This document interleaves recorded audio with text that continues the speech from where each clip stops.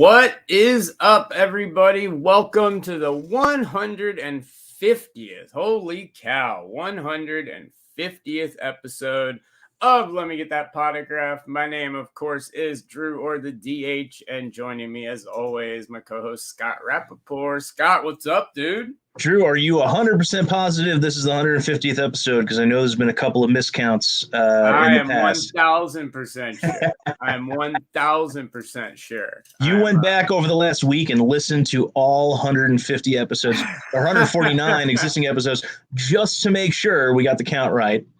Yeah, because no, we didn't. We don't bring out this lineup of guests for nothing. Right. No, that's right. And that you are correct. We have an incredible lineup for you guys tonight. We're going to bring a couple of them in right now. First off, I'm wearing the chain right here. Tonight we got the chain on with my man Stu. We got Stu's card in honor of him hanging out on the 50th tonight. But the man who makes these wonderful products and a guy that you guys saw at the Mint with me. This is Tim from Slab Strong. What's going on, dude? What's up, guys? How you doing, man? Congratulations. Thank you. Yes, appreciate it, man. And then we also have another face coming on the show. You guys know him very well. He's been on quite a few times. That is the man himself from Show Your Slabs, Corey. What's up, dude? You know, me and Tim were both sitting in backstage, and you were giving your preamble of the guy who built the chain. And we were sitting there going, which one's he going to pick? Because while he mailed you the chain, I designed the chain. So, partner duo, though. There you go. Yeah, chained up. Like I said, got Stu here. It's fun. And I got Adrian. I got my Stu's out today too, so we're all good. I got I just don't have the chain for it. The Mark Cuban. All that. Stu, have you always been a co-host? Or was this something you just got? Stu, Who? Were you always a co-host? Scott's actually been a co-host now for Scott. I'm not saying Stu. Scott, Stu was the original co-host with Drew. Okay, right. That's what I thought. And right, because I came on right after the Christmas episode that we did, 6 months ago. You came with the tuxedo and you had the glass ball. And I brought back the ice ball. I was gonna make that a separate introduction, but I guess now's as good of time as any to bring back. I guess it's a world famous ice ball. This was all everybody was talking about. Is that the same one? Well, because then I would be impressed.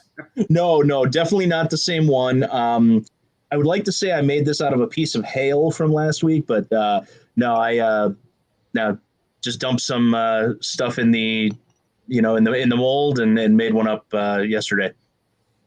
Yes. What's going on? First off, what's going on, everybody? Just getting to the chats. What's up, Collectors League Investicard? What's up, man? We are live. How's it going, dude? Collectors League, how's it going? Cuffman, Mr. Moody. Thanks everybody for tuning in. Thanks everybody for tuning in. Obviously, we would not be anywhere near here if it was not for you guys watching the show. So greatly appreciated. And we got some feedback here, but we've got an awesome show for you guys today lined up. We're going to be doing a bunch of different things. We've got a lot of guests joining us a little bit later throughout the show. As like I said, it's going to be quite a long one. One thing we are going to be doing throughout the show, Letter Rip is back on Let Me Get That Podagraph for the first time in I can't even remember the last time, but tonight, Christmas. Christmas. It was Christmas. We will be opening Mosaic Soccer tonight, so we've got an awesome, fun one. Is Letter Rip like your alter ego person who rips cards? Letter Rip is going to be back. Well, Letter Rip was originally a segment on the show. And what we would do is we would just discuss certain products. And it got to the point where it was like, okay, well, we're discussing them. It would be a lot cooler if we could actually see them and show people the cards.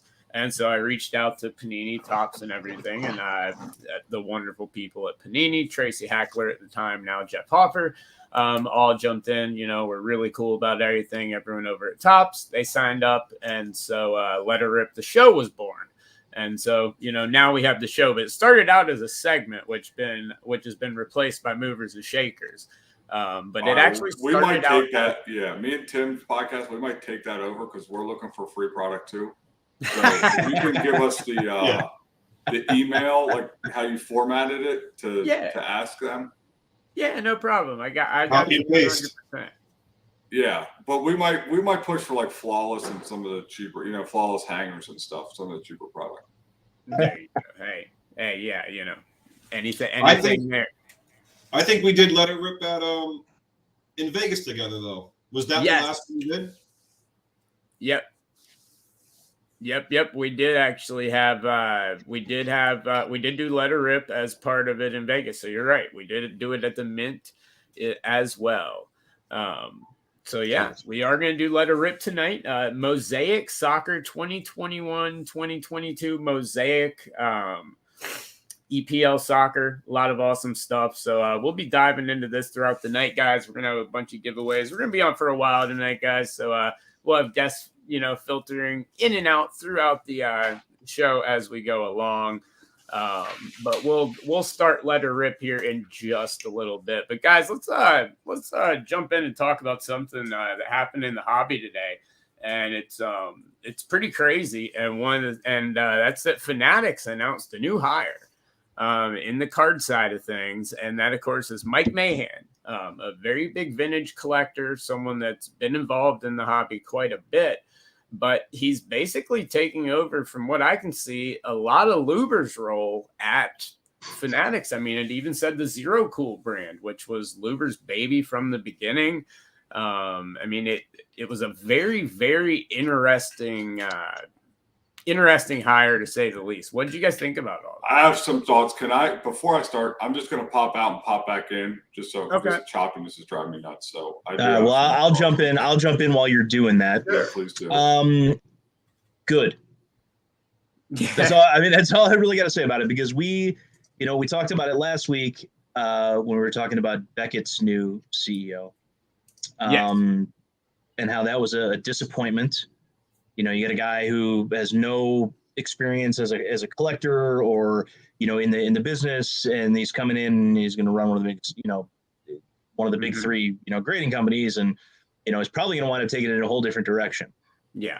This hire, on the other hand, I love it. I think Fanatics absolutely did it right. They got somebody he's got a ton of business experience.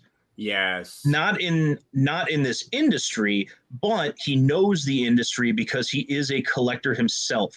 And I think that is the important piece, is that he's bringing his business experience along with, what he would want to see as a collector. So you have a kind of a nice meld in a great situation here. And as far as him taking over all of Luber's responsibilities, I'll reiterate what I said first. Good. Let me ask you. So, I have these conversations in forums all the time. Sure. Everybody's dogging Josh Luber. Okay, rightfully so. Zero Cool maybe wasn't people's thing, but really, what he was hired as the chief vision officer, whatever that name is. Yeah. I don't think he was I don't think this hire is nothing out of what was scheduled, structured to happen. I don't think him taking over Zero Cool is a shot at Luber. I think he envisioned this Zero Cool brand and then let the people who run brands run the brands. Now, all the conjecture about he's getting clipped and all this stuff, I don't, from everything I've heard, his whole thing was not to be the CEO, which people that, run companies and see structure of companies, that's the nuts and bolts guy. That's the guy who's going to make the day-to-day, the processes. Obviously, yes, vision of the company mildly, but if you already have a chief, to me, I don't know. I feel like there was no win with Josh Luber, regardless of what he did, and questionably, whether or not people like the pairing with Gary V, because he's not liked in the card space at the current moment. but everybody was pumping him when he was pumping everything. So, it to me seems like this was always the structure. If you guys, I mean, maybe differently, and it's good to hear that he's actually a vintage collector because what I would have done as far as Zero Cool is concerned, I would not have started with the Gary V product. Yeah, I would have started with Jackass. Start, with the reasonably priced, fun product. The few boxes that I saw open, and I was a big fan of Jackass. I liked what I saw, and I would have thrown a couple $100 at it, had I been able to get my hands on some. Right. But the Gary V products started off, ridiculously priced right off the bat. By what standard, though? Yeah, I mean, everybody speculated it was going to be $5,000 a box, and then it went like it was 2,400 or something like that. I want to touch on something that Corey just said, and about Luber and everything. And I know Josh really well, and I agree. He really was in a no-win situation there, and I think that Fanatics got exactly out of. I mean, Josh Luber's obviously not gone. He's got a contract. He's got something in there. He's going to be doing. Doesn't he have founding shares? I mean, this guy isn't going anywhere. Yeah, no, he absolutely not. His role is just going to be completely changed now. But I think Fanatics got exactly who they needed and wanted for the get-go, the beginning of everything. A true collector, a guy with his foot on the ground at card shows, that was at every single show that you didn't even know was there, that had good business experience, that knew the card industry enough to at least steer them to hiring the right people, getting the right stuff in place. But I think that they ran out of, use for him, and then needed somebody that could really take this to the next level as they approach, everything big. And so I think that this is really he didn't lose his role. No, his role is still his role. So I don't even know that it changed. I mean, we don't know. The fun thing about what Josh Luber did is he made up a title. Yeah. Nobody can tell you what that title means. Exactly. So Chief Visionary Officer, he could be doing exactly what his job title entails, and we wouldn't know the difference. And honestly, I think they had a CEO, an interim from what I understand, and this was just the next hire in the, process. To me, I don't know, Tim, if you feel differently, we have these conversations all the time too, and they're always great to have. But like I said, I just think the Jackass thing was proving the concept of the reverse Dutch auction. Right. And that was the Gary V. Gary V. Gary V. Right, but that's what I'm saying. So that's to prove that out. You can't prove that out with the Jackass product. I don't think they should. I don't think they should have done the reverse Dutch auction with the Jackass product, which they didn't do. But I don't think they needed to start off with that. I mean, Panini already had proven the reverse Dutch auction works with the first off the line stuff. They don't do that. It's the complete opposite. Yeah. Panini does a Dutch auction where everybody pays what they went at. The reverse Dutch is everybody pays the last guy. That's right. That's a huge difference. Yeah, no, that's right. That's right. Yeah. So I think he was doing it to prove a massive difference. And one other thing, guys, I do want to point out, please, for tonight's show, we do have the open phone line. So if there's anything that you have anything that you'd like to discuss, please feel free to call in. But before we continue this conversation and everything, I do want to bring on another one of our special guests tonight. This is someone that's been on the show for a long time. The man really responsible for getting Letter Rip off the ground. I was waiting to start Letter Rip till he was here. Now he's over with Kentucky Roadshow Cards, but that, of course, is the man himself, Tracy Hackler. Get Tracy up in here. What's going on, Tracy? Oh, let's see if we can get him in here. Well, we'll try that again. There you go, Tracy. How's it going, bud? What is happening, gentlemen? Are you back in Mexico? Is that why your service is so bad? I'm not. I don't want to go back there anytime soon either. I wasn't sure if it was going to be the real you or if it was going to be the drawing of you that seems to be on everything, just popping up on the screen and, you talking behind it. Drawing, so that's my fault on the promos. No, the drawing is better. I'm better animated than I am in real life. That's why I use the like 20-year-old illustration. I don't have nearly as much gray in that illustration either. So it makes me feel younger anyway. There you go. So how's everything going, Tracy? How's everything been? You doing good? Doing great. Yeah, man. It's been a crazy week for us, opening up the Texas store this week and Awesome. Showcasing the masterpiece that Corey there had so much to do with. My dumbass, I should have been down there this week. You had all those celebrities and superstars down there. Right. I came down, there was no power. I didn't even get to see the thing full. That's true. Yeah, he did all the hard work, but he didn't get to see any of the results. But dude, everybody is blown away by it, and it's and they should be. I mean, it's unlike anything I've seen. I know you've done similar style, similar type, similar inspiration, but nothing like that. No. Yeah, nothing like that. Tracy can't. I mean, he will say it because he's a good marketer, but anybody, and I'm not saying it to pull, because I built it. It's not even just my part of the store. There's so much cool stuff in that store that, like, my piece is one of them, but it's a destiny. Like, anybody who's into cards that can get there at any point in their life, it's something to see, and you won't regret it. And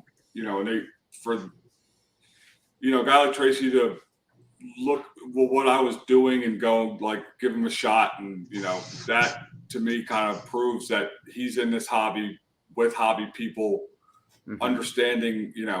Obviously you've been in it so long, but you never know, switching from like the corporate Panini side to the hobby side, how, you know what I mean? But every conversations with Tracy is as real as they come, and if nothing else, just to go see all the cool features there. Well, Tracy, why don't you go ahead and plug the new store? Yeah. While we're at it here. Yeah. So Texas Roadshow in Mansfield, Texas opened officially. Yesterday, just yesterday. We had a really, really cool kind of VIP sneak peek night on Tuesday night. Went better than I could have hoped.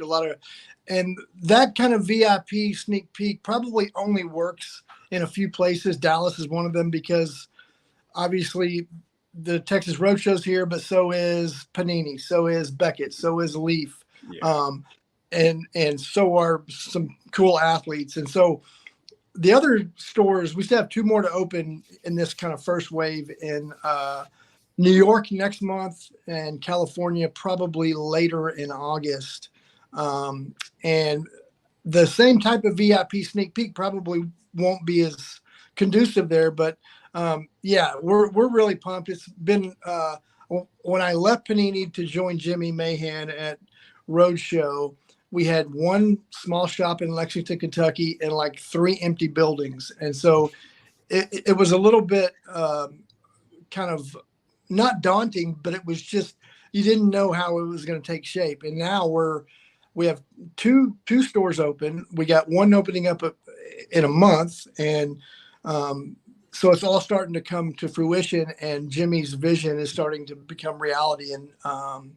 And it's really cool to watch, and we're excited. Mansfield is a suburb, not necessarily convenient to the Dallas area. It's not crazy far, but to echo what Corey said and what Jimmy's mission is to have destination shops.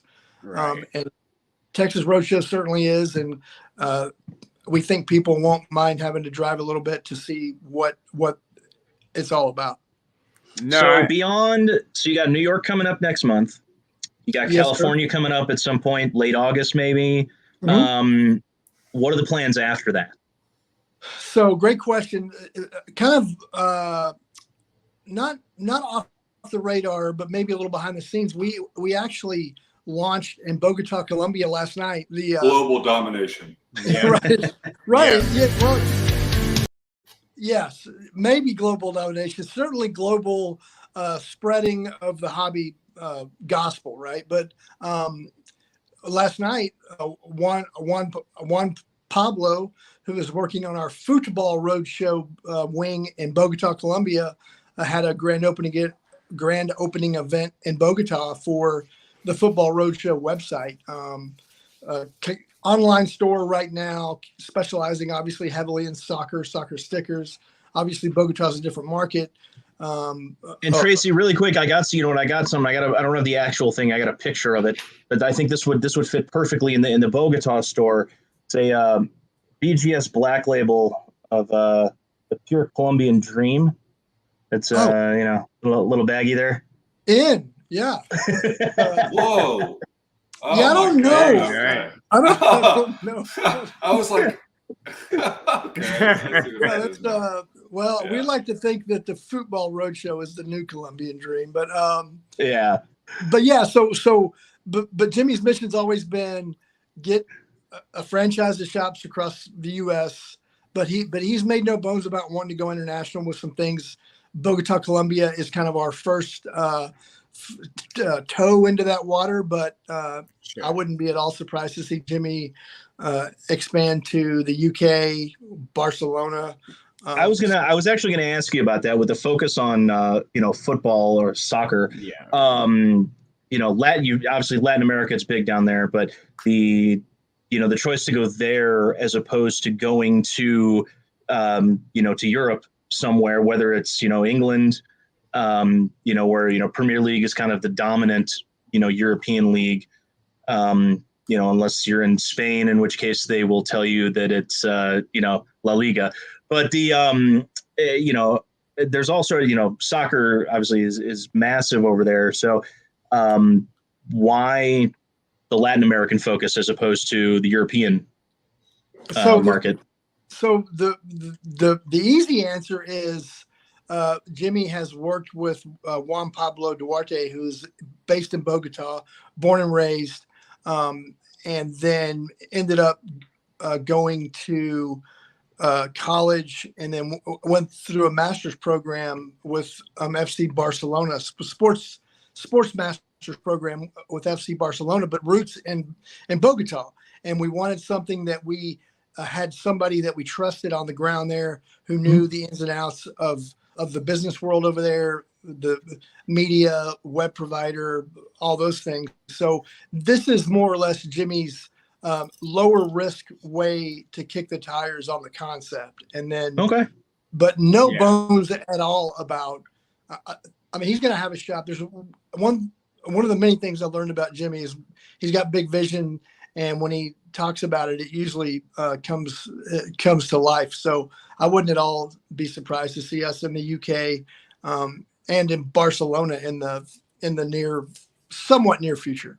I'm just thinking of him from a product standpoint, because aside from the World Cup cards that are out there, there's very little, if any, of the of the Latin American cards, at least from the major manufacturers that we know of. The Tops, the Paninis, the world. Yeah, no, I think it's brilliant. I think that's a great focus, and having that, established relationship is awesome. I agree with that 100%.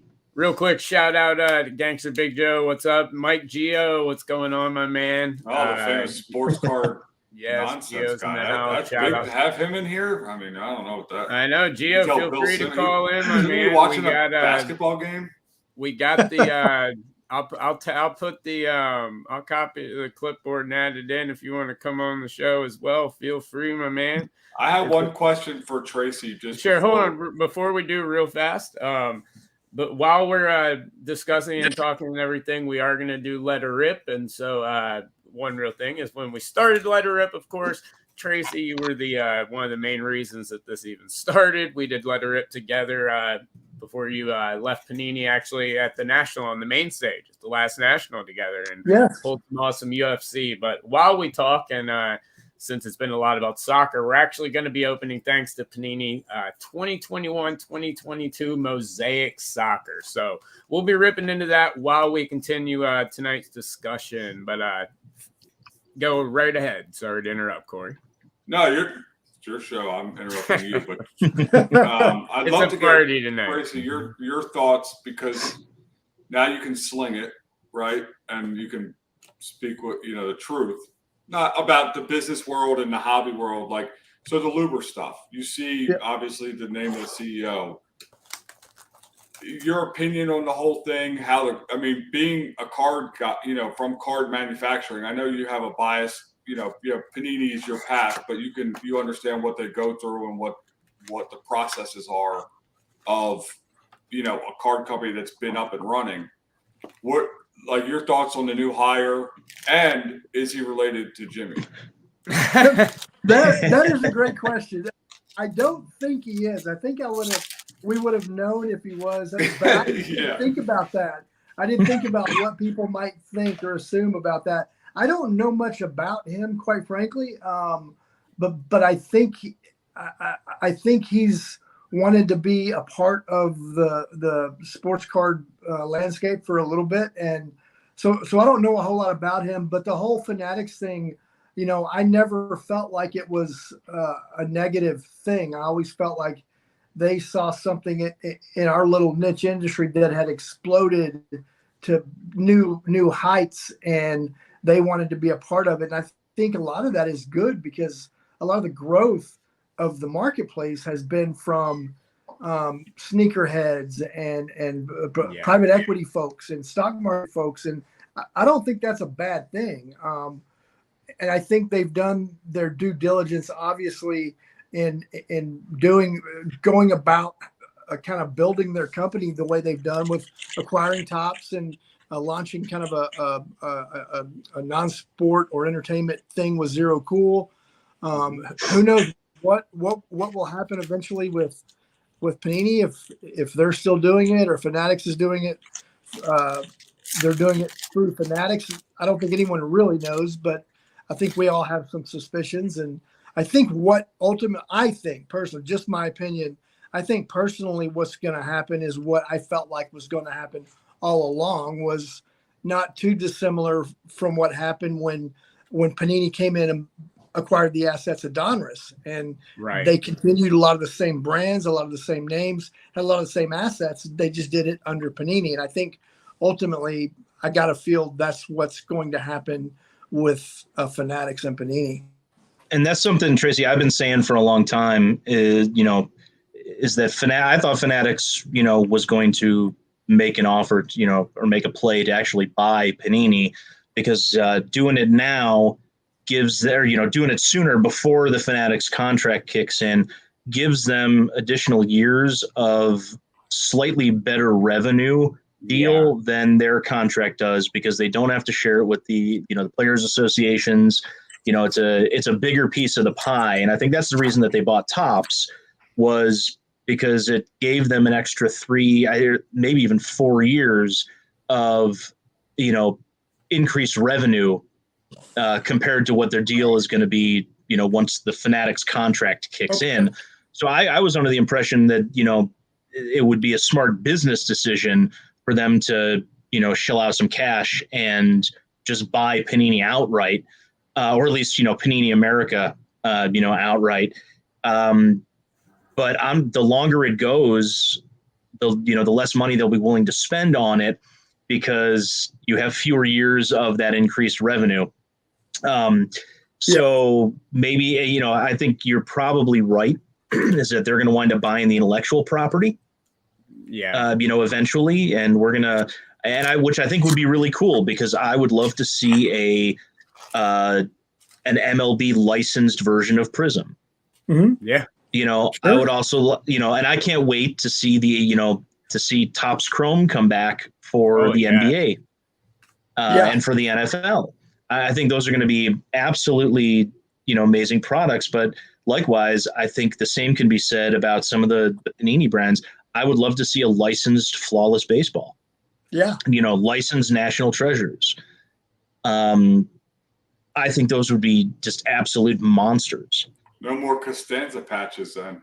Hey, don't knock the Costanza patch. I love the Costanza. I think that would have been in there. That would have been in there regardless. I think whether there was a license or not, because that was just such a really cool concept. I loved those cards. We opened tons of boxes until we finally hit one. Those cards were absolutely incredible. Are you kidding me? That's why I've been shooting, Allen and Ginter is big on stuff like that, but they Tim's a did big Allen and Allen Ginter Ginter Chrome. guy. I love it, but I think they need to do a dynasty version of Allen and Ginter. Yeah. Which, by the way, as we go through right here, Panini's Mosaic this year, I really like the design. Not too much of a change from previous years, but the color and everything is gorgeous. And soccer obviously being huge right now. Nice Rico Henry color match rookie. A lot of great stuff in here. But yeah, nice stuff to say the least so far. Yeah, and guys, we will be giving away we'll be doing a couple of giveaways. One live during the show, and then a couple after the show once the audio version comes out as well. So we'll be doing quite a bit of that as well. So quick question, Gangsta Big Joe asked, and this kind of touches on something that I wanted to get y'all's opinion on.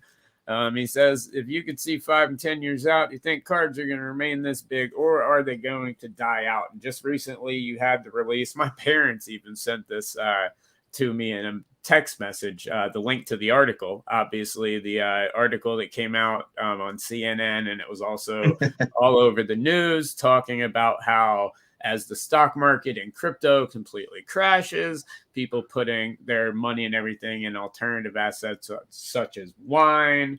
They listed a couple other things, and then they listed sports cards as one of the big places they're talking about putting money in. So but Ken Golden paid him to say that. With that said, I'd love to hear what you guys think. So Tim, I'll let you start us off. What do you think about that with everything going on, the recession, all that? What do you see 5-10 years out with the hobby right now? I mean, maybe in a couple of years it's going to be tough. People are possibly, myself, I'm doing less ripping of retail and going right after the guy that I want, the guy that I collect. Right. But in terms of 5 to 10 years, so I'm still spending money in the hobby, right? It's just going to more of eBay sales. 5 to 10 years, I just think the space itself is going to be so large where it's going to make up for whatever inflation, whatever we go through. The space itself is going to get larger. The Roadshow gang, you see what happens with Fanatics. Like, they're not, all these guys are not planning to fail, right? And there's just so much big guys behind it. I think we're going to be fine. And I think they could pump this thing for 5 years. This just reminds me of, right before the boom from a couple of years ago. You had guys like Gary Vee and some others that were saying the exact same thing as, hey, invest in cards. And we had this huge boom. Yeah. And then like what comes with every other boom, you have a scaling back to reality. Right. So the question is, what is CNN trying to pump? Right. The person, the person that wrote this article, it was a woman, by the way. What is she holding on to in her collection that she wants to be able to get top dollar for now? And then this, the other big question, the big elephant in the room. Does anybody really trust CNN or care what they have to say anymore? No, but it's fodder for a headline. And in my opinion, the 5 to 10 years. So with the recession and everything, all this is going to do is going to weed out the people who weren't in it to be in it. The hobby does need to get to a point where it's not invest in this and be 20x next day. Right. It needs to be invest in this. In 10 years, you could see a pretty healthy return in the big blue chip stuff. But what Fanatics, and they're already doing it. I'm seeing it on my social media, on my Instagram. I go scroll down, I see a lids ad, and it says, hey, do you want to get this Dwayne Wade jersey? Scroll over. Right. Dwayne Wade hat. Scroll over. Dwayne Wade PSA 10 Scripps Mosaic Auto. Right? Yeah. So they're incorporating it. And that's what, to me, that's the key point of what needs to happen is the weeding out needs to happen. I hate to say it. There's a lot of guys that I know in this hobby that are, exactly. Hey, Drew, I got his twin. Nice. There you go. I did one box and pulled the exact same auto Oh Very nice. We've actually hit some nice stuff in here. Mason Mount Silver. That's not the same guy. No, that's not this Tim. That's not the same guy. I've You're only just showing off autos. autos. See, the guy just the likes same to collect. guy. But see, that's the thing, right? This stuff, it needs to get to a point, and there needs to be more structure. There's too much of like, and believe me, I went through it. I had a business before this, but it was never this kind of moving money around and revenues and this coming in and out. Like, there's going to be a lot of people that are going to answer to the tax man when he comes knocking. And it's because a lot of people became businessmen. Yeah, Tim. He's got a bookkeeper. He might be better off than I am, to be quite honest. But, there's just a lot of people that became businessmen off of a collection, right? And so like that all needs to consolidate. And like the roadshow cards and the Chris out in Boston that's doing big night breaks. He's got multiple shops opening that have a structure. All has like a centralized location where product comes in. They know where it's going, coming out. Like ultimately as collectors, we don't want to think about that side of the hobby, but like you got to be able to bring stuff down to like a level where people can make their 10, 20, 30% to make a good living, and not this like, if I don't make 100 times, then it's not worth my time. No, and I have been a dealer for 15 plus years. And that picture you showed earlier, or cards?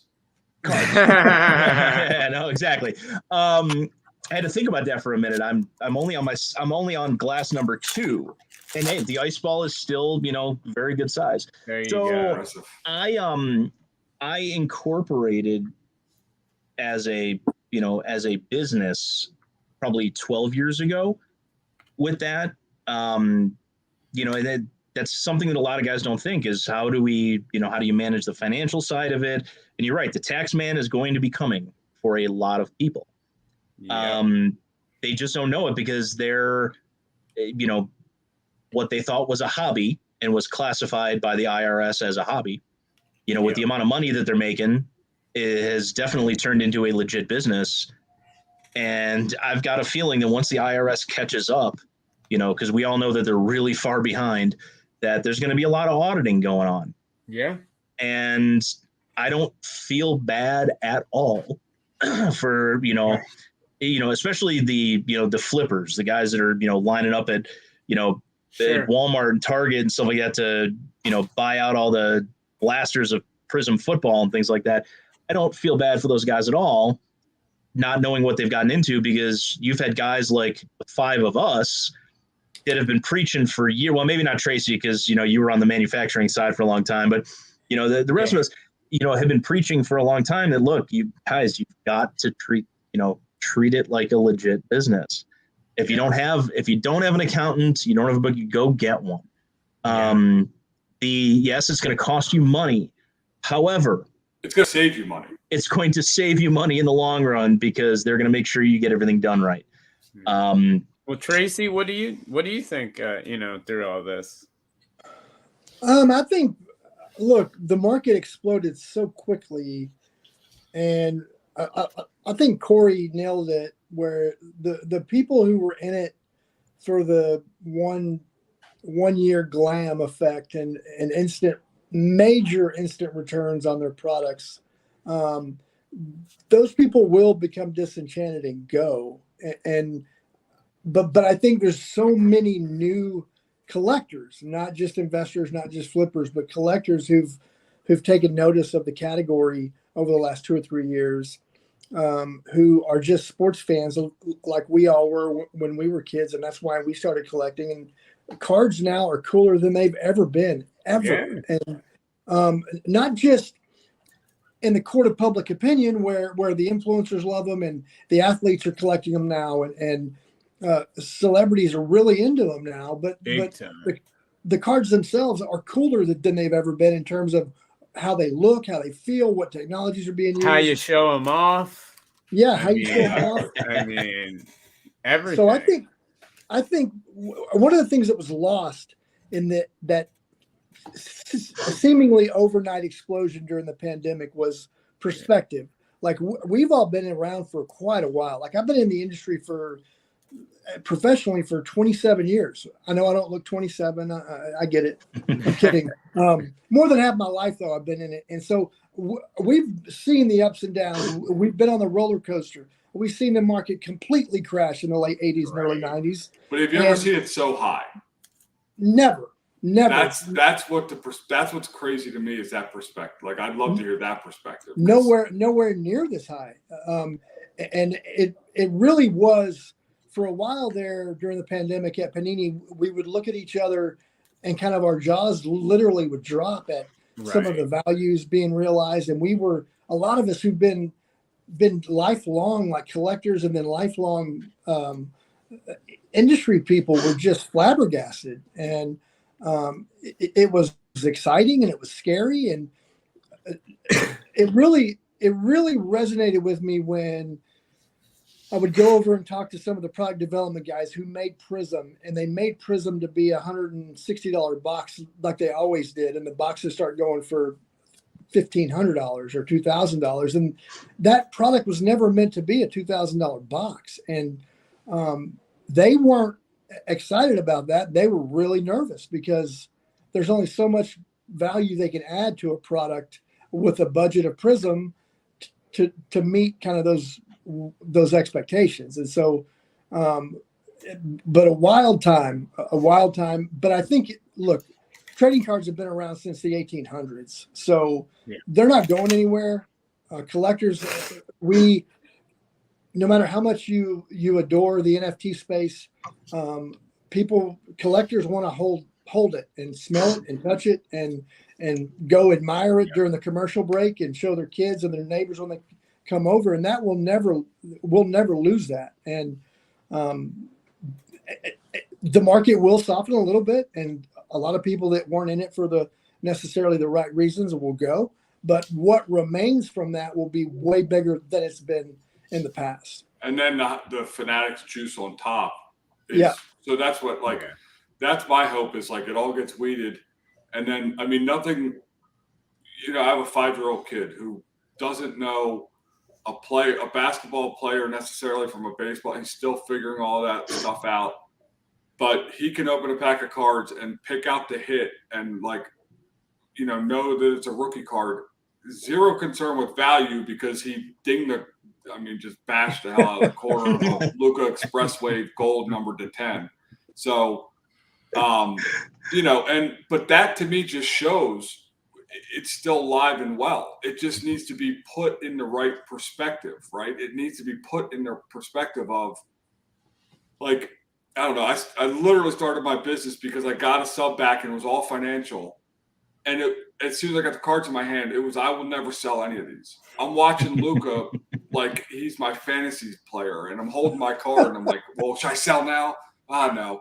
But I just think he's going to go. And even if it is value, it's long-term realized, right? So the more we can get people to kind of hold on to stuff and enjoy the collecting part of it. And I think the shows have a lot to do with it too. The shows incorporating like what Tracy did at the National with Masvidal. I mean, this guy's a rock star. He's rolling in there, security. And I'm not talking about Masvidal. I'm talking about Tracy. I know. Yeah, rock star status. Like, get out of here. Yeah. But now he's back with the lay people. So I'm of the people. I've always been of the people. Yeah, you are great. I was just trying to not get knocked out by Masvidal. That was my only goal that day. Yeah. I completely agree with Samantha. She sums it up nicely. Need to foster the joy of the hobby and not just the business aspect. I completely agree because, like we were saying, it is so big right now. The business aspect, it's going to be there. That's going to continue. That's going to work. I think it's getting so big, but we really do. Don't worry. Me and Tim won't stop. Between the big hat and the chain, Tim won't we're going to make it fun whether you like it or not. Not at all. And we actually have another surprise guest that's going to pop in for a few, and very, very happy to have him on. He's actually part of my chain tonight, holding my custom Stu card to keep Stu here on the show tonight, of course, as well. That, of course, is Henry Bueno from Vanity Slabs. We're gonna bring him in today. What's going on, my man? We didn't know Henry was coming on. Unmute yourself, Henry. You muted yourself, Henry. Henry, unmute yourself. There we go. Can you guys hear me now? Yeah, there we go. Now we got you. What's up, buddy? What's going on? Let me podagraph. What's going on, guys? Not much. Just glad to talk to you, man. Thanks for calling in, Henry. Of course, guys, as CEO of Vanity Slabs, one of our sponsors on Letter Rip and Let Me Get That Podagraph, puts out such an awesome product that also fits awesome in these slab strongs. But Henry's doing a lot of awesome stuff. So great to have you on the show, brother. How's everything going? Everything going good with you? Thanks for having me. Yeah, I'm here in the garage because my wife has the rest of the house. Very nice. I'm in the basement, dude. So you're not. I mean, at least you're above level. Right? And I've been listening to these conversations, and they are definitely in time. They're right. They're accurate. I think everyone's talking about the same type of topics, right? How long is this card industry going to last? Is it going to hit a recession, or is it time to get out? Is it time to get in? I think it's just jumping into that topic because I wanted to comment. I was, oh man, this is a good topic. Sure. I think that it's going to evolve, right? Over time, when we were growing up, that's why we got into it in the pandemic. I think in our age, the middle age, and when we were kids, we were trading, Mark McGuire, Jose Canseco, Ken Griffey, and then when we became money-making middle-aged men, and the pandemic hit, and there was nothing else to do, we jumped in, and we were back to feeling like kids again. Now I think it's evolving. I think it's gonna it hit a peak of just a spike because of the abnormal pandemic, and it was just the nature of everybody being remote and being bored and saying, okay, where can I invest aside from cryptocurrency? Where can I diversify? And I think that's what the card industry brought. But like another topic you guys were talking about is Uncle Sam, and people were like, well, yeah, and I just made $30,000 on this pack that I broke live, and then they go ahead and they sell it, and boom, that's $30,000 of revenue in their pocket, right?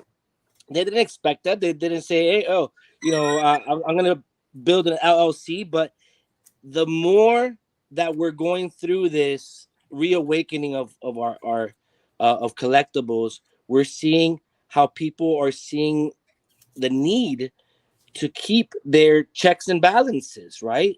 And I think that aspect of creating your LLC, which only costs you less than $100, you start, you're able to write stuff off and all that stuff. So I love these conversations. Sorry, I talk a lot. I'm ADHD. I'm just letting you guys know I'm a big talker. So just excited about ADHD is the new term for creative. So I think all of us have it, and I don't think any of us take it personally. So no, not at all. Not at all. But the funny thing about like the IRS and the accounting of it is if you go to an accountant, they're going to, in the end, save you money, like legally. Yeah. Like, Donald Trump didn't get, he wasn't, all these great big businessmen, him aside because of political shit, but like. How about Mark Cuban? Mark Cuban, that's a good one to use. Yes, exactly. Mark Cuban. They know the game. They play the game. Like, you're just playing the game outside the lines. If you play inside the lines, there's ways to, you can write off your bedroom if that's where you're breaking out of. Yeah. So they just need to know. And it's more intimidating than I think that it is, a fact of they don't want to do it. Right. Nobody's going, screw Uncle Sam, because I sure as hell know they're not going to be saying that when they come knocking. So no, exactly. And you know what, this is a show prop. So I'm writing off this bottle of Macallan. Right, you write off that there you block. Yeah. Because the only time I ever really drink it is when we're doing shows like this. And I could get away with doing that. and you'll hear my real thoughts after about the third class. Sure. How small is Well, the ice ball, though? Yeah. Where's the ice ball at? I need to know. All right, so ice ball update. We're about 50 minutes into the show, and this is what we're looking at for the ice ball. All right, Still I love that reasonable ice ball. size, and no, like we're on video, you can see me. Like I'm not skilled enough to like have a backup ice ball over here somewhere and be able to. There you go. So we're still, we're still good size, so we're okay. Nice, absolutely. Well, guys, a couple quick things really fast, and then we got a really awesome question. We're going to be doing a couple of giveaways here shortly. So please, if you can, on Facebook, Twitter, anything, YouTube, anything, share this post on social media. Share the live feed with anybody that you can. But we're going to be doing a giveaway with some cards from Mosaic, and get your NFT names ready on if you have the Panini NFT app, as I'm going to be gifting a couple of Panini NFTs. I don't have and one of those. How do I get that? We'll also be doing a couple of giveaways after the show on social media with some stuff from Slab Strong and a couple of other things as well. So a lot of really big stuff coming up. But and once again, guys, we do have open phone lines, so please call in as much as you want.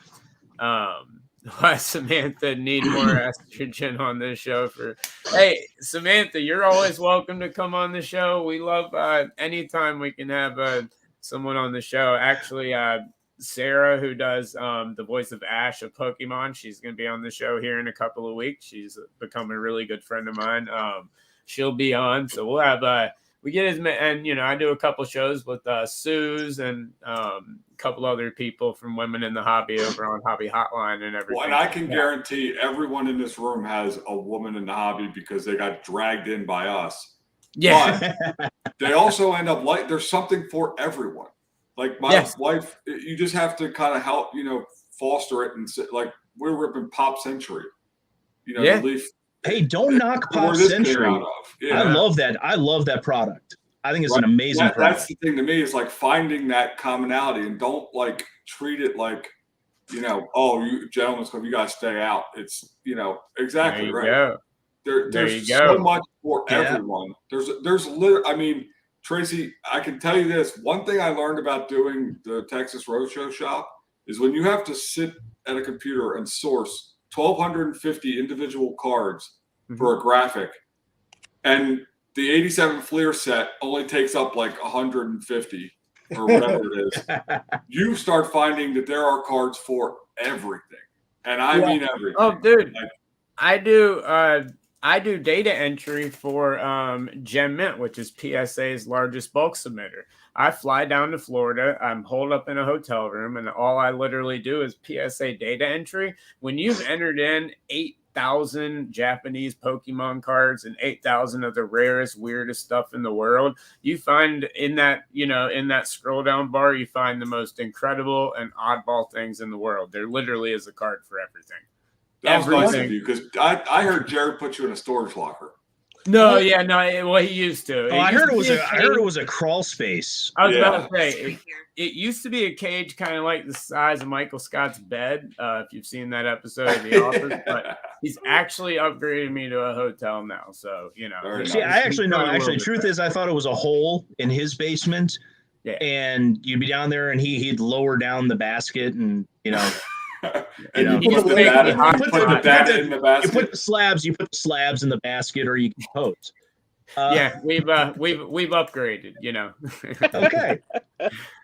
But so we've got a question here real quick. Gangsta Big Joe asked, and with Tracy on, I think this is an excellent question, and no one better to start off with the answer. But as being a shop owner, Tracy, do you feel, with everything coming up, that brick and mortar card shops are worth maintaining these days, or do you think it's more of a digital store like Whatnot makes more sense? What's your obviously being a store owner, I was gonna say Whatnot. That's right. I have a feeling I know what you're gonna say, but as in terms of, I guess we'll alter it a little bit in terms of the modern card shop. What do you think the modern card shop needs to survive? Kind of go from that aspect of things.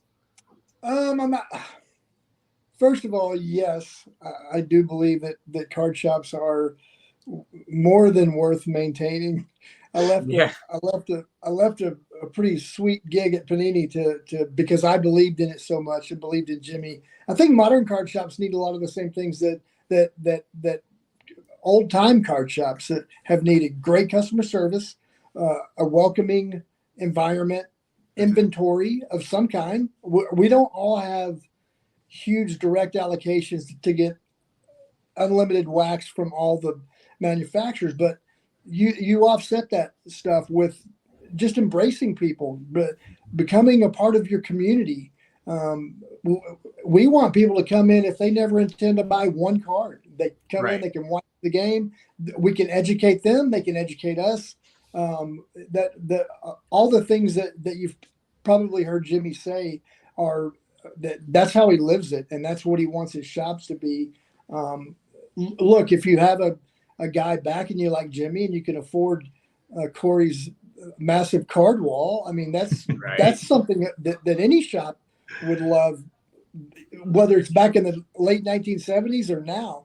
But I think a lot of the core principles are the same. And really, if you want to get down to it, those same principles apply to online marketplaces too. Treat people right. The thing I really believe in my heart is if you treat people the right way, do right by people, and the money will follow. And that's online, that's in brick and mortar, in your day-to-day life. Like, that expands beyond the card world. Oh yeah, absolutely.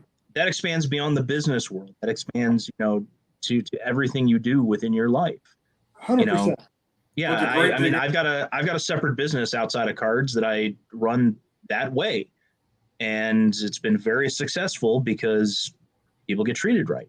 Yep. So, that's great advice. Just period.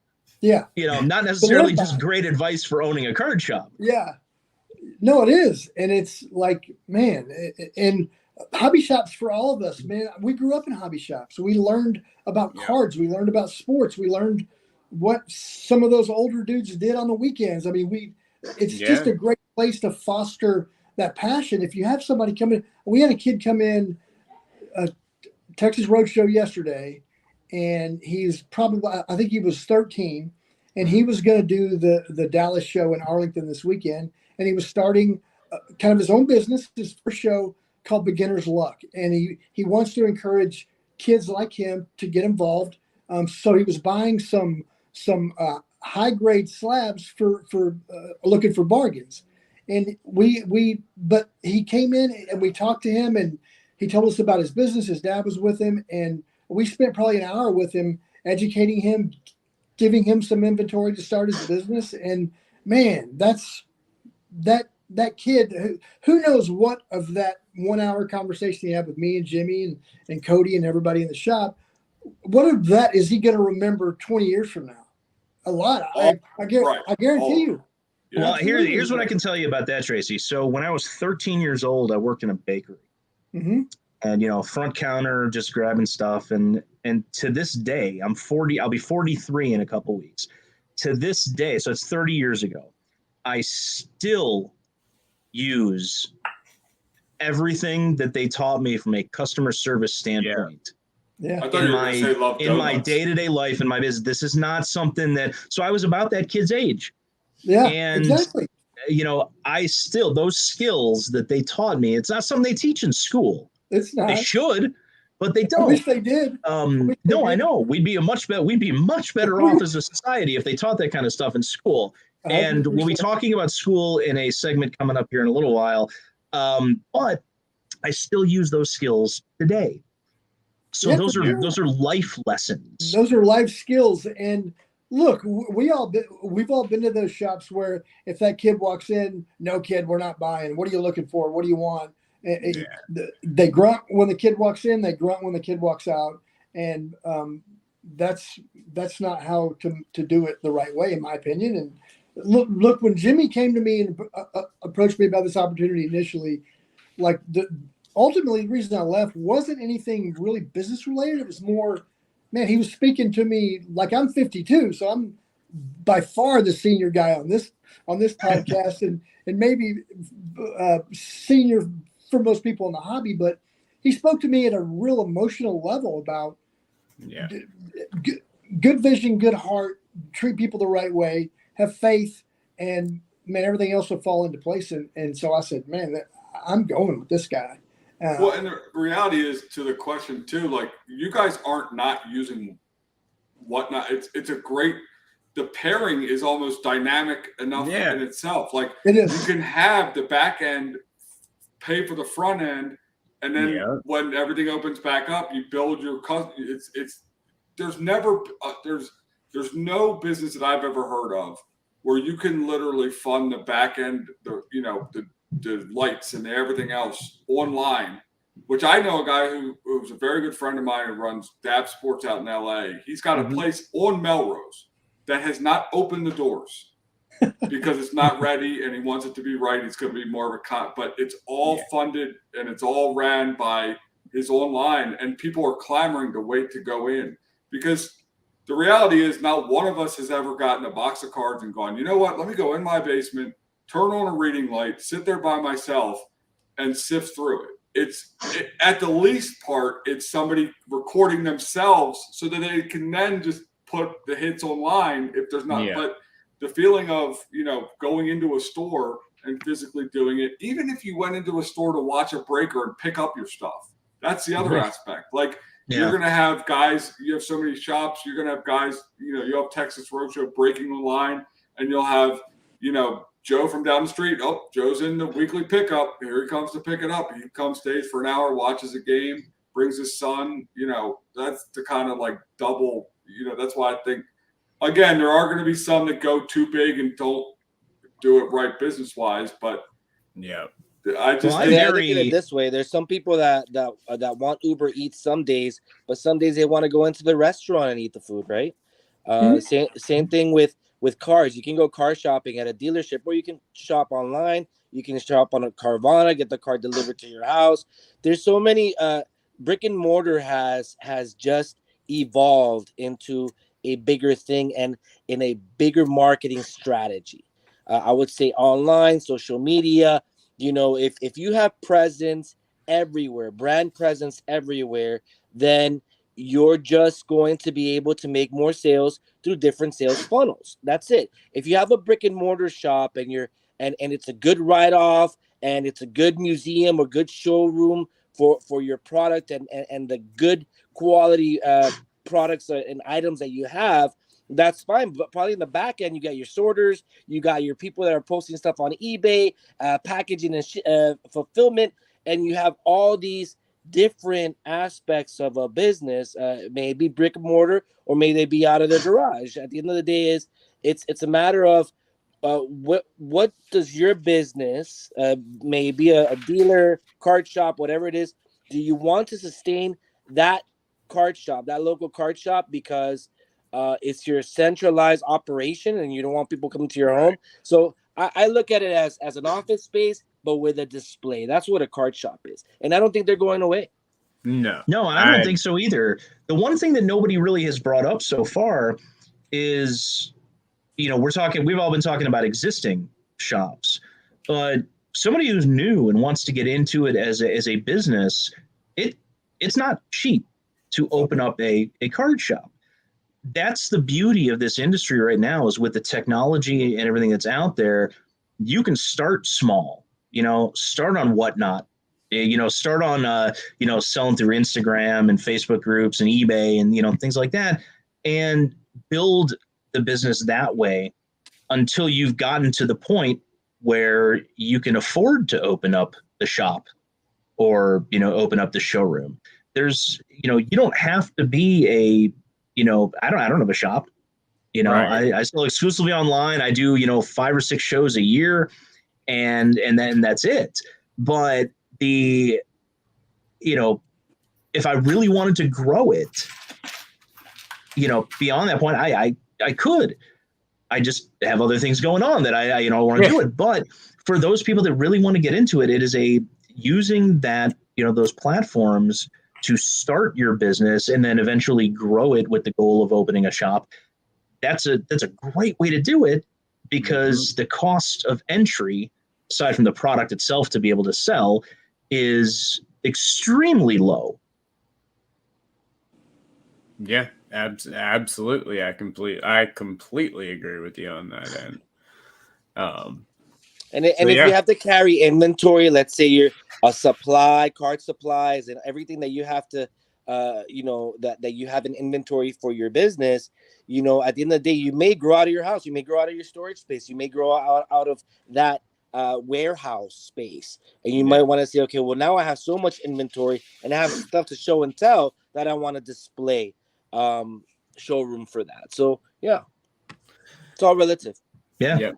All right. Well, guys, I don't want to keep everyone too late tonight, but we did have one thing that we wanted to do before we kind of wrap up a little bit. Guys, first of all, I did post in the chat.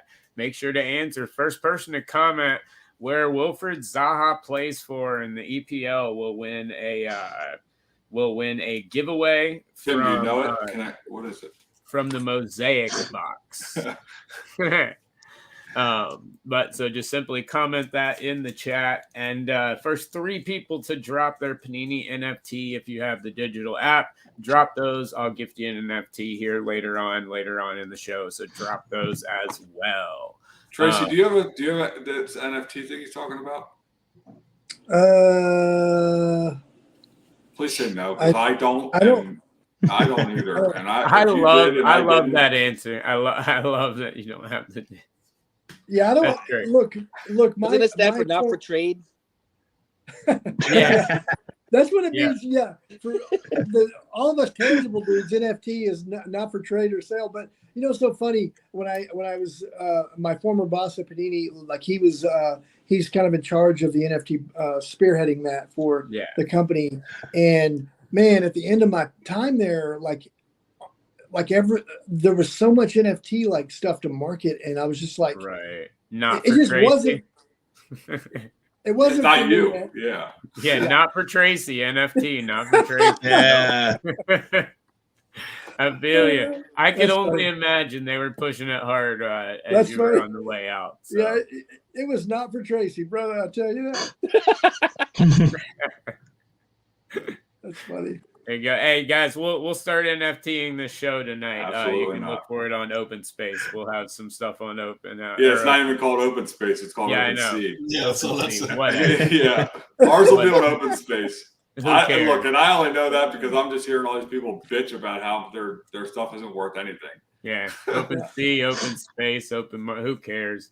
And speaking of Corey, you brought up another great point about sports cards or anything that you collect card wise. Is like even when the market softens or the market crashes, the great thing about sports cards is I can look at any card in my collection and tell you have fond memories of it, of the play, of the game, of when I pulled it. Yeah. It never. Were you traded to get it? Like it's. Yes. I can't wait. I'm taking my kid to his first show. He's fortunate enough. I mean, me being in the business, so he's got his Zion case. He's got his Zion backpack.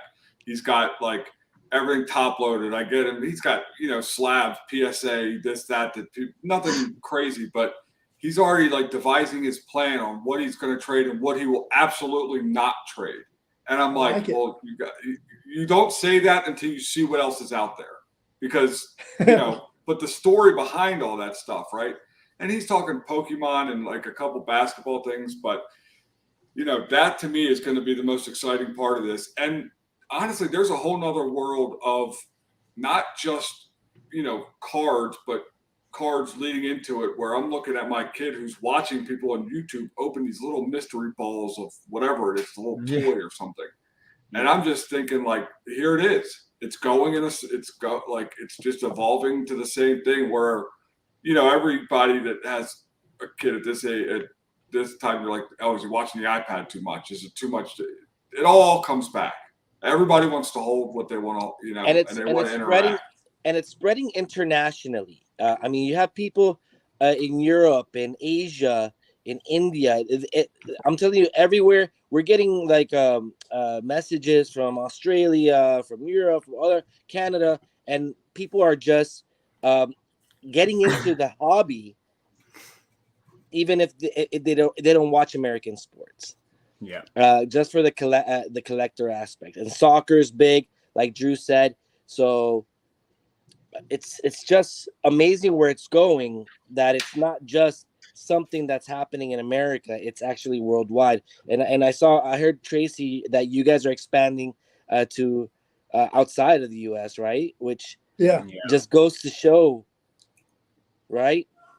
Yeah, no, absolutely. And it's, look, the road show in Bogota is an online store at this point, but they'll be different because they'll be catered to their specific markets. But yeah, I mean, that's, people want it. You all know, I mean, we've seen the explosion in Australia, in Asia, the UK. It's, people want a piece of it, and it's not just soccer over there. It's basketball, it's football, it's so yeah, I think we're in a really healthy place, man. Even though so many naysayers talk about the skies falling because the market softens a little bit, it was always going to soften. But man, I couldn't be more excited about the long-term future of the business. No, I couldn't either.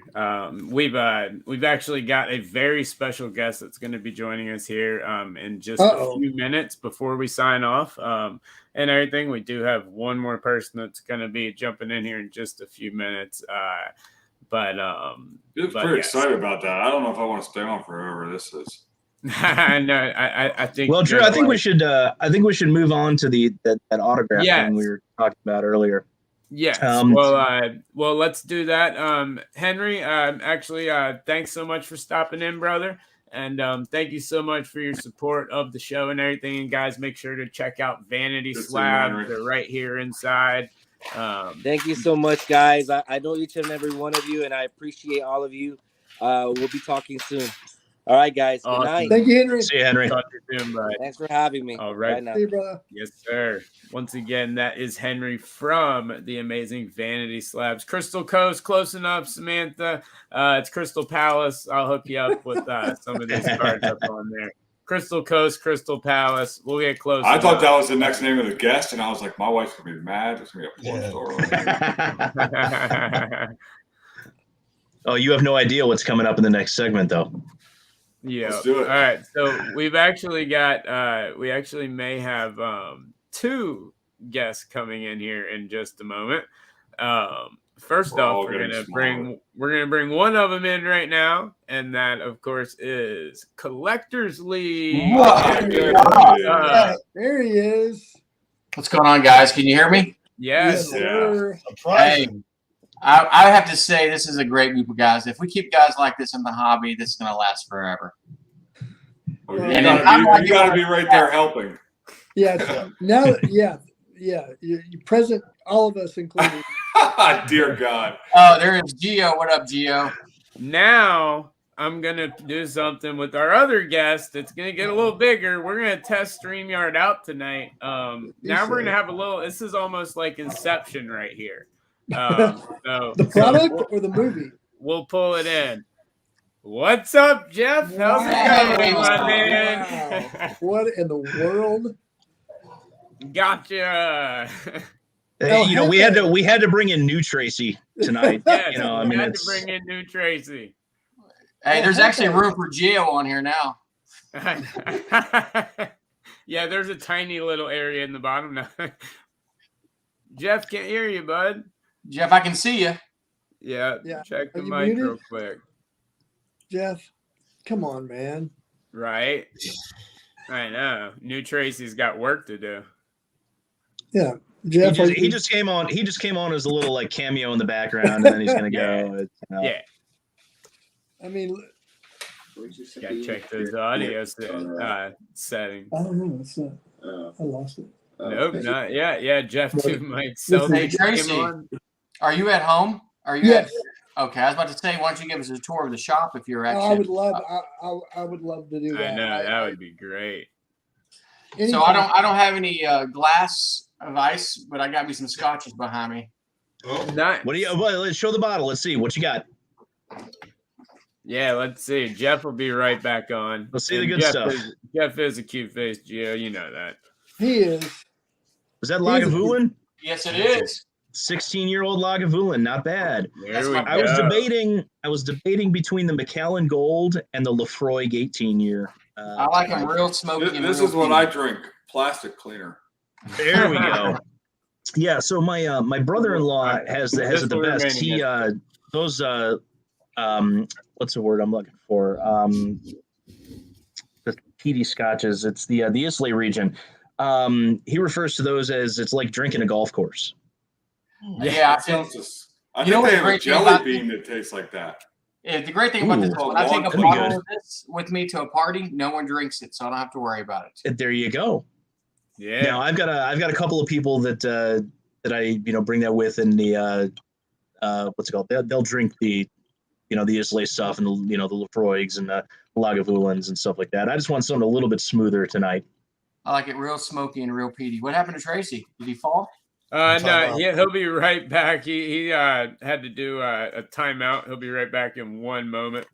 Is Samantha saying we can write off the scotch? Yeah, it's she's it was something I mentioned earlier when we were talking about taxes and stuff like that. So. Yeah. Well, Tim, you don't think Tim's writing off that big hat? We got a bunch more on order. I know, right? That hat's growing other hats. I mean, pretty soon. I was telling Tim earlier that in the genius of advertising, at this point, I'm pretty sure I could take a mannequin with a beard and that hat and the hoodie and like just kind of hang next to me at shows and walk. Put them on roller skates. What was that? Hold on. There was a movie that came out late 80s, early 90s. Oh, Weekend at Bernie's. Yeah. No. It was the one. It was either. I think it was a Wayans Brothers. It was a Wayans Brothers movie. Yeah. I'm gonna get you, sucker. Yeah. Was it? I'm gonna get you, sucker. Yeah. With the big hat, you gotta have a big hat. Gotta have a big hat to get in here. Yeah. That was man. That was. I don't remember that from I'm gonna get you, sucker. But that seems like it would fit. Great film. No, that's right. Drew over here is he's OG-ing right now. Just another case of one too many gold chains. Yeah, you know how it is, man. One too many gold chains. That's how do you go to the bathroom with that thing on?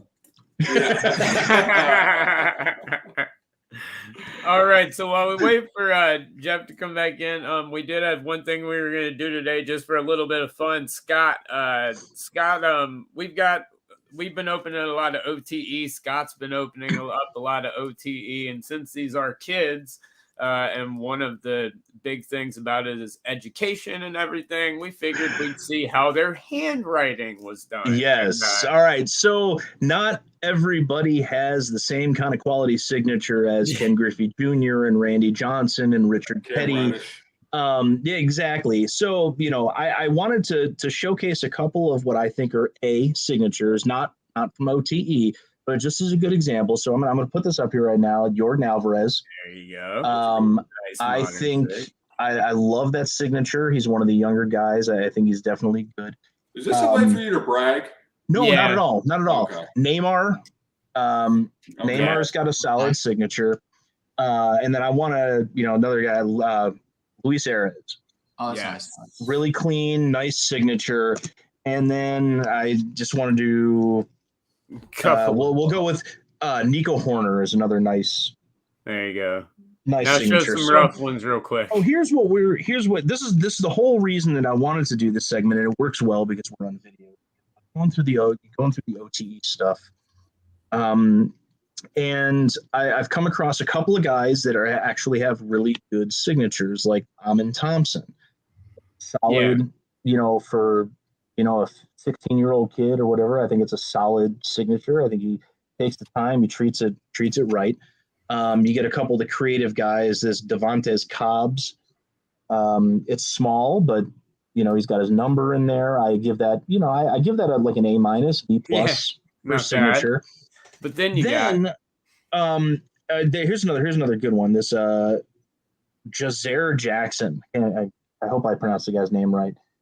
It's little scribbly, but it's good. He's young. You can tell he's young. He's young. He's got the whole thing there. We're actually gonna pull Inception back in and pull Mr. Jeff back in. What's up, buddy? Let's have Jeff. Kind of. I want his feedback on this one too. I'm glad we can hear the raspberries. First then, off, so with those, then we get into guys like Jalen Martin, who it seems was never taught cursive. Right. I don't think they teach cursive in school anymore. No, I don't think they do Probably either. Now, I do give him credit. It's first initial, last name. I think last name. It's all there. But then we get into guys like Tyler Smith. The public school system clearly failed this kid. Yep.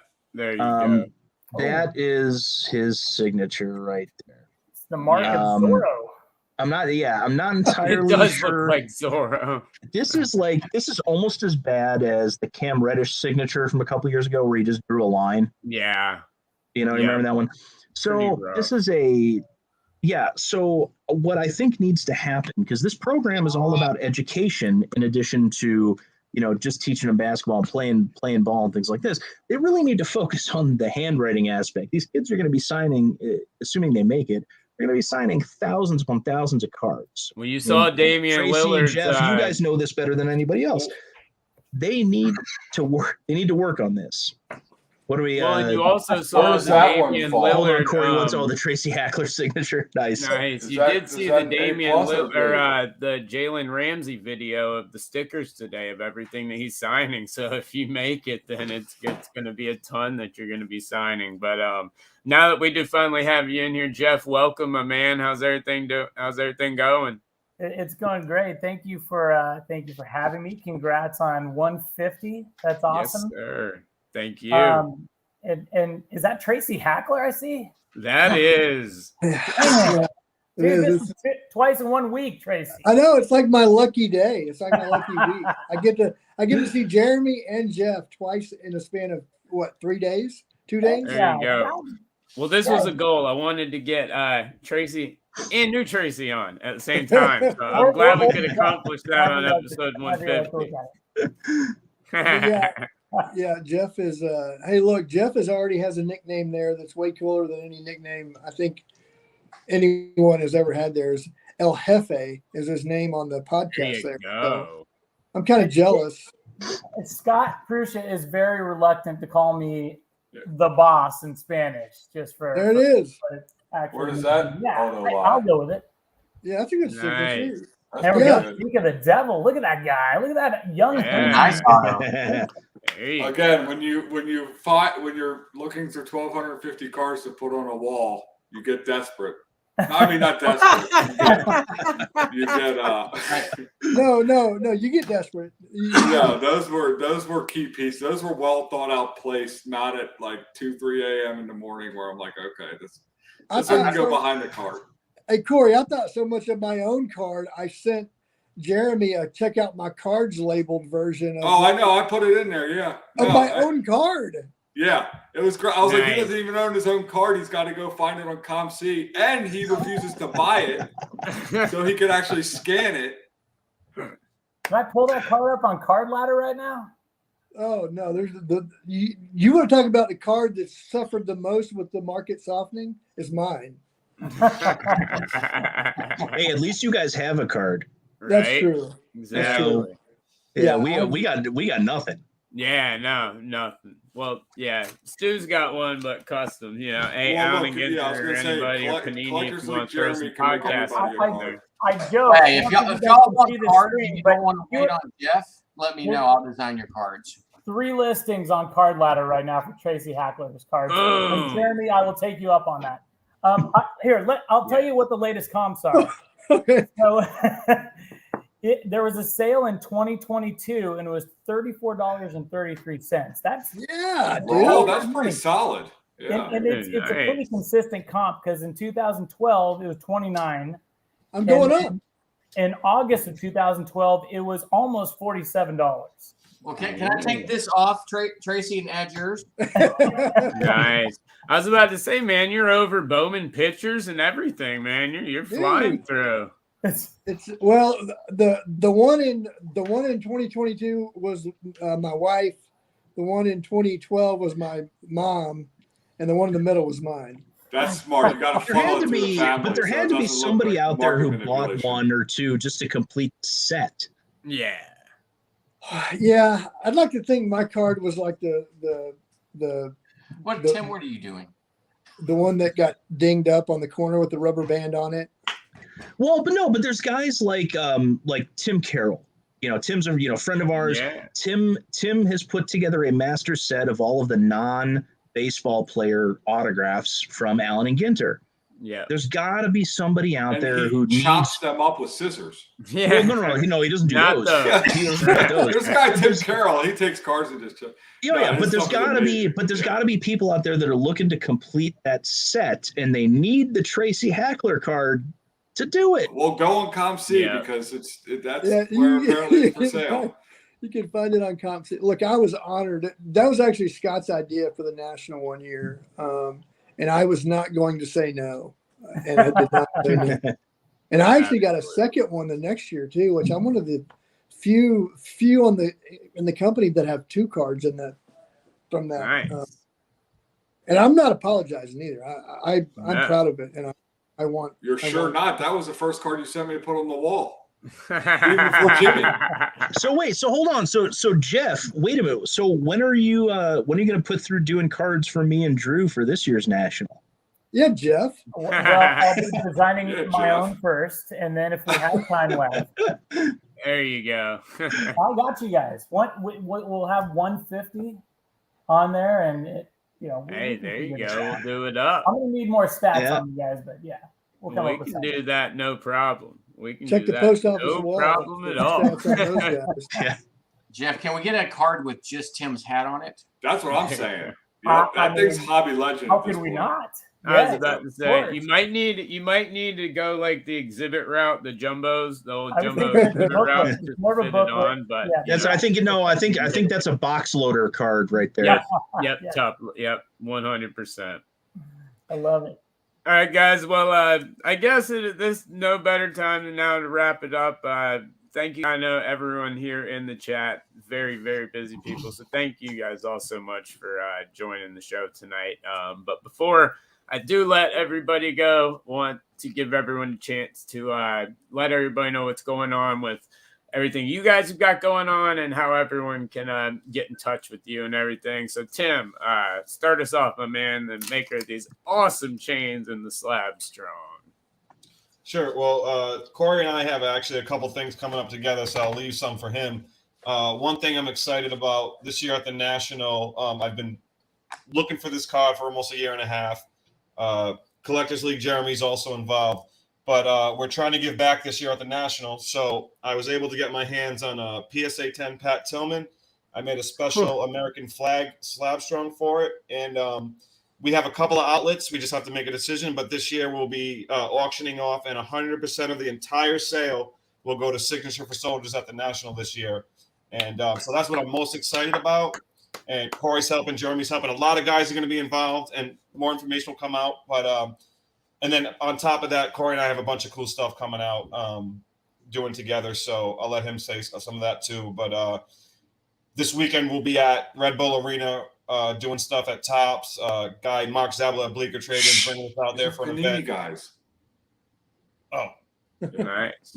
Not you, Tim. I'll let Corey take over from here. No, I'm kidding. That's why he doesn't. No, but honestly, what Tim's doing with that card is he won't say it's more than just he bought the card and not like bought the card, let me get the money back over every dollar. So the initial investment, and he paid up for the card. I've been watching the whole process. It's been awesome. It's really going to shine at the National. There aren't many, pure charities than veteran ones, especially to me personally. But for him to go ahead and do that, I think this really needs to get the hobby push that it deserves. So, and we're working on that kind of stuff. We do have the Red Bull event. We actually obviously the road show was a huge thing for us. And then we're doing an event with Corona at the MLB All-Star game. Nice. Where that again is what needs to happen. The hobby connection, the card connection to the at the games, at the stadiums. That's what's going to grow this thing. And me and Tim couldn't be more excited to be chosen to help. So if you're in Cali, we'll be out there during All-Star Week. And then that leads right up to the National where, we'll all be set up. My goal is to be at everybody's booth, and you'll see some piece of mine here or there or everywhere. So, and showyourslabs.com if you need anything for the house, and keep kids in the hobby. Absolutely. Collectors League, what's going on? I actually have just recently went on with Network, if you're familiar or not. But yep. Y'all can find me at the National. We got a 20x20 in the corporate section. Come over, ask me questions. We got some cool stuff going on over there, and hope to see y'all there. Awesome. Well, thanks for coming on tonight, man. Really appreciate that. And Tracy, I know we talked a little bit about everything with Kentucky Roadshow earlier, but anything else? Pretty big week for us this week with the Texas Roadshow opening. Yes. The Football Roadshow online store in Bogota, Colombia opening. Our colleagues from the Kentucky Roadshow will be at the Midwest Monster this weekend. Go by and see them. And then is that Tracy, the Midwest Monster? Is that the one in Indiana? Yes, sir. Okay. Why can't every show be called that cool? Like I that name, I literally am like pissing I'm not going because it's called the Midwest Monster. Yeah, I know. I love it. I love it. Well, that's Andy and the guys over there at Indie Exchange doing big things. But we have a table there, so Trey and Dante from our Kentucky store will be there manning that. Next month, the New York Roadshow opens, and then there's this thing called the National that is coming up. We're going to have the continuation of the original trade night that Jimmy and Ryan Johnson started many years ago. It'll be bigger than ever. It'll be better than ever. You mean the flash mob? Well, we're going to need something. There's going to be 4,000 passionate collectors at that thing. And I remember they shut it down last time because it was uncontrollable. It was awesome. Yeah, it's one of the coolest nights of the year for the hobby. Just good people getting together, doing it big. But you can find out about everything we're doing at roadshowcards.com and at Roadshow Cards on the socials. Yes, and hopefully there will be one in North Carolina sometime way down the line. But I'm keeping my fingers crossed that it gets to North Carolina sometime soon, just like Samantha is here in the chat. But yes. Tracy, thanks so much, man. It's always a pleasure to hang out and talk to you. I need a Baltimore one, and I'll even give you a discount on the display if we can put it up here. Hey, or the Chicago one. I'm good with that too. Yeah, there you go. You guys have the National. I know. Every other year. Yeah. Right. Yes. It's nice not having to travel. I get to stay at my house. It's 20 minutes. One last question for all because you guys have been in it a lot longer than me. And is Atlantic City that bad? Yes. No. Yes. Really? Yes. Why? Well, I haven't been to the National at it yet. But aren't you in the bubble of the National? Like, yeah, I mean, as long as if you're going there and you're just hanging out in the bubble of the National, it's fine. I couldn't tell you anything about Chicago when I was at the National. That's all I can tell you. But there's a lot of people. Was the inside? But there's a lot of people that come to the National and don't necessarily go every day. And I'm not talking about the vendors, guys like us. Experience the city. They want to go out. They catch a Cubs game, or maybe they go to the minor league game on the South Side. They and they go downtown and explore, and they go out to the restaurants at night and things like that. And now, don't get me wrong, Atlantic City's got some really good restaurants, but Atlantic City's also kind of a cesspool. It is, but you know what? It took me an hour and 45 minutes to get to downtown Chicago, and I wouldn't do it again. Yeah. Well, why did you could have just taken the train. It would have taken you 45. Well, like Samantha says, just stay in the National bubble, and I think you'll be fine. That's right, Corey. Next time, it's next year. For next year's National, we'll talk ahead of time. I mean, 45 minutes is still a lot of time. But it's nothing compared to rush hour traffic. See, the thing about Chicago, we don't measure in, time. Or actually, we measure drive time. We don't measure distance.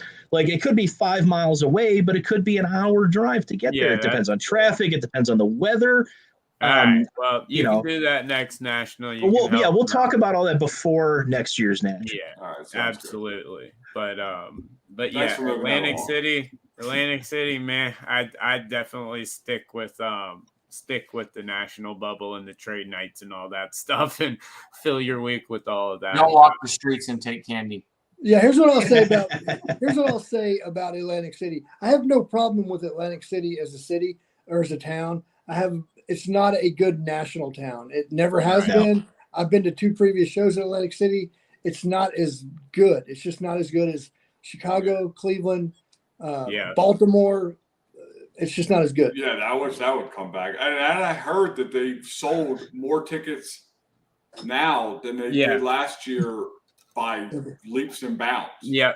And last year was a record. Last year was a record year too. Yeah, it's going to be huge. It's going to be very, very big this year. All right. Well, I'm going to stay in the national bubble. So whatever else goes on. That's too much shit going on anyway. Yeah, there you go. Well, we'll get back to it. So, Jeff, before we go, man, what do you guys got going on? I know you always got tons of stuff on your plate. So, what you got going on? Oh man, we got Prism basketball coming up. Yes. I don't believe That's you. kind of the big deal. Hey, if you want Let Her Rip to open it up, you know. Yeah, if you want Let Her Rip number 2 to open some stuff up, me and Tim have a podcast. We want quality check for you. I am excited. We have so I mentioned on social, but it's always been kind of my dream to make movie trailers out of sports card releases. Yeah. So we have the movie trailer for Prism basketball coming out. Nice. For those of you that don't know, Jeff's background is in TV production and stuff like that, so they're absolutely incredible. If you missed the Prism, I believe it was Prism UFC that you did one for, that was incredible. They're always so great. So guys, definitely, if you don't know how to get in touch with Panini, then you really need to start back at episode. I was going to say, these days I'm kind of trying to lay low. So yeah, I was going to say, he's the one guy who would not give out. Yeah. Don't find me anywhere. Exactly. It's like a supermodel. But thanks for coming on tonight. I really, it was a goal of mine to have you and Tracy on together. So thanks for coming on, my man. My pleasure. Thanks for having me. Awesome, guys. Well, thank you guys so much for joining in on the show tonight, and we'll talk to all you guys later. Thank y'all, man. Awesome. Thank you. Enjoyed it. See you guys. See ya. All right, guys. So tons of amazing guests on today's show. That was fun. Yeah, man. That was a good one, bro. We've got to do that. We have got to do that more often. Yeah, that was a good one. And fun. Remind me, I gotta change my name back at the bottom of the screen when we get done with this.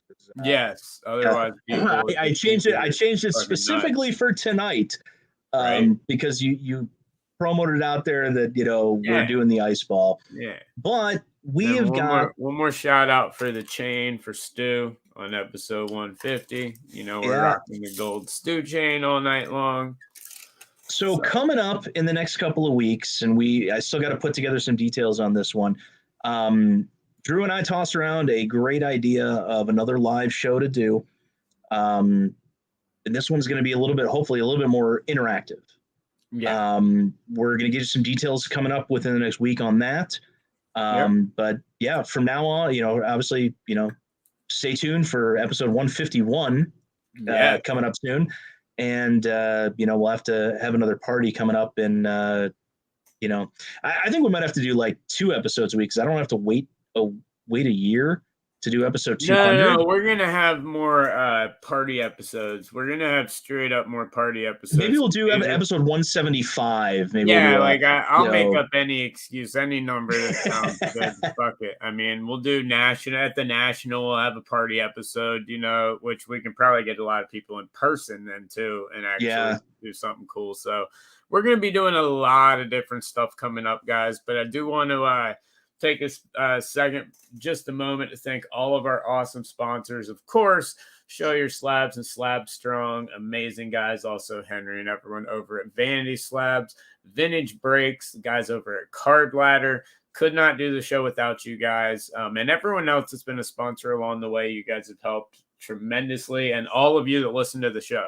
We're normally not on video. This one will be video and audio, but if it wasn't for you guys, the show wouldn't be around. I looked today, our first episode was 2015. It was before, it was the preseason of week of the NFL in 2015. And here we are today in 2022. If you really want something crazy, start with episode 1, go to episode 150, and you literally see the rise of an entire industry. It's absolutely mind blowing, and Drew, really quick, I'm honored that we actually got to record it and we got to have that type of footage, and it's something that I don't take for granted at all. So I do want to take this time to say thank you all so very much, and really quick, for making them proud, buddy. Hey Drew, really quick before we go, we're an hour and 40 minutes into the show, and I just want to point out that this is still the ice ball that's left. Fairly impressive, the amount of time that we've had going on. So there you go. Well, guys, thank you so much for tuning in. And like I said, we'll be back very, very soon. If you need anything, of course, hit us up on all socials. We've got a lot of awesome stuff. So we will be seeing you guys soon. Y'all have a good evening. See you guys.